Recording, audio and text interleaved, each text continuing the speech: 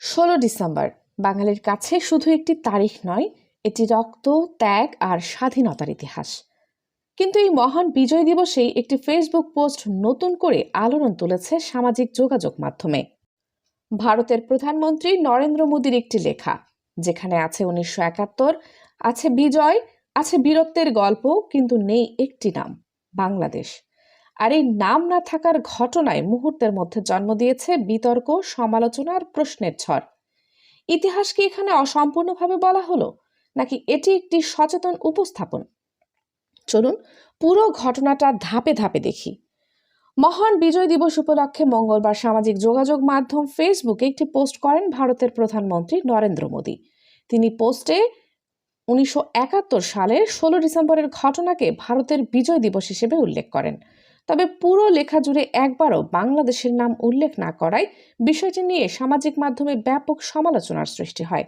মোদি তার পোস্টে লেখেন, বিজয় দিবসে আমরা আমাদের সেই সাহসী সেনাদের স্মরণ করছি, যাদের সাহসিকতা ও আত্মত্যাগে 1971 সালে ভারতের এক ঐতিহাসিক বিজয় নিশ্চিত করেছিল।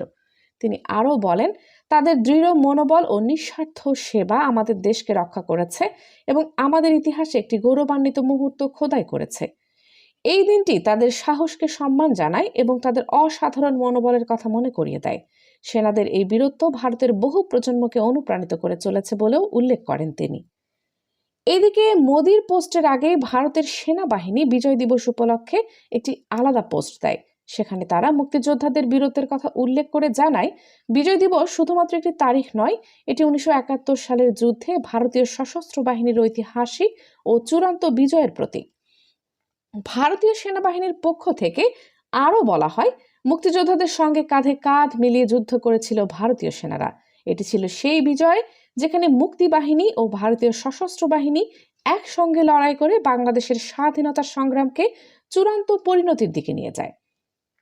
পোস্টে আরও উল্লেখ করা হয়, এই বিজয় ভারতীয় সেনাবাহিনীর ইতিহাসকে নতুনভাবে গড়ে তুলেছে, দক্ষিণ এশিয়ার মানচিত্রকে নতুন করে অঙ্কন করেছে এবং একটি নতুন রাষ্ট্র বাংলাদেশের জন্ম দিয়েছে।